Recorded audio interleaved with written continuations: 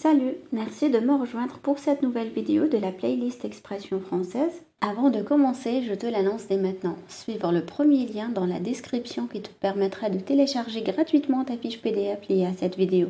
Ça reprend toutes les explications et tous les exemples de ce podcast. L'expression que j'ai choisie pour vous aujourd'hui, c'est toucher du bois. Donc comme d'habitude, on commence par l'explication de mots qui composent cette expression. Le verbe toucher veut dire entrer en contact physique avec quelque chose ou quelqu'un en utilisant les mains ou une autre partie du corps. Par exemple, il a touché le mur avec sa main. Le bois, c'est une substance dure et fibreuse qui compose la structure principale des troncs et des branches d'arbres. Il est utilisé dans la construction, la fabrication de meubles, etc. Et l'expression idiomatique toucher du bois au sens littéral fait référence à l'action de toucher un morceau de bois réellement. Mais au sens figuré, cette expression est utilisée lorsque quelqu'un dit ou fait quelque chose de positif et souhaite conjurer le mauvais sort ou éviter que quelque chose de mal ne se produise. Elle est utilisée pour signifier qu'on souhaite éviter l'adversité, la malchance ou tout événement négatif. C'est une superstition largement répandue visant à apporter protection et chance. En utilisant cette expression, on espère conjurer les mauvaises énergies ou influencer positivement le cours des événements.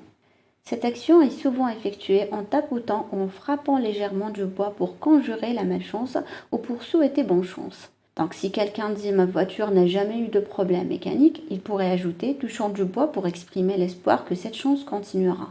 L'origine de cette expression remonte à l'époque où l'on croyait que les esprits résidaient dans les arbres. Toucher du bois était donc une manière de demander aux esprits de la nature d'éloigner le malheur.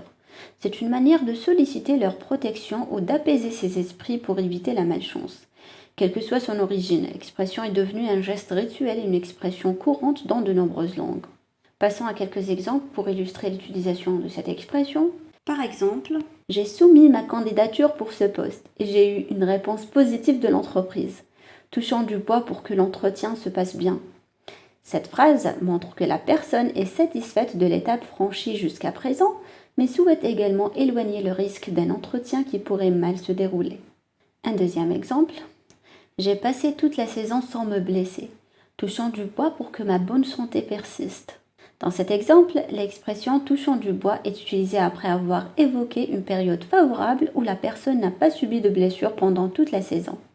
En disant cela, la personne exprime le souhait ou l'espoir que cette chance se poursuive, en utilisant le geste symbolique de toucher du bois pour conjurer la malchance. Un autre exemple. J'ai réussi à économiser assez d'argent pour mes vacances, touchant du bois pour que le vol ne soit pas annulé ou qu'il n'y ait pas de problème de réservation. Dans cet exemple, la personne exprime sa satisfaction d'avoir économisé assez d'argent pour partir en vacances, mais veut aussi éviter les éventuels obstacles ou imprévus qui pourraient compromettre son projet. Un dernier exemple. Notre équipe a remporté tous ses matchs jusqu'à présent, touchant du bois pour que cela continue. Dans ce cas, l'expression est utilisée après avoir partagé une série du succès de l'équipe. En touchant du bois, la personne exprime l'espoir que la bonne fortune de l'équipe se maintienne et qu'il continue à remporter des victoires. C'est une manière de reconnaître le succès tout en restant humble et en se prémunissant contre la possibilité de revers futurs. Donc voilà pour aujourd'hui, j'espère que tu as apprécié cet épisode. Je te rappelle que tu peux télécharger gratuitement la fiche PDF qui reprend toutes les explications et tous les exemples de ce podcast. C'est dans la description, tu peux y aller dès maintenant. Donc merci à vous, n'hésitez pas à me rejoindre sur mon cours gratuit sur YouTube. Chacun de mes articles est accompagné d'un fichier PDF qui est dans la description de cette vidéo. Si tu as aimé, mets un petit j'aime, un petit pouce en l'air, ça fait toujours plaisir et ça nous aide à choisir les sujets qu'on aborde sur la chaîne. Et bien sûr, abonne-toi à la chaîne YouTube de Français Spontané en activant les notifications pour ne rien manquer. Merci de m'avoir écouté et je vous dis à très bientôt pour un nouvel épisode du podcast.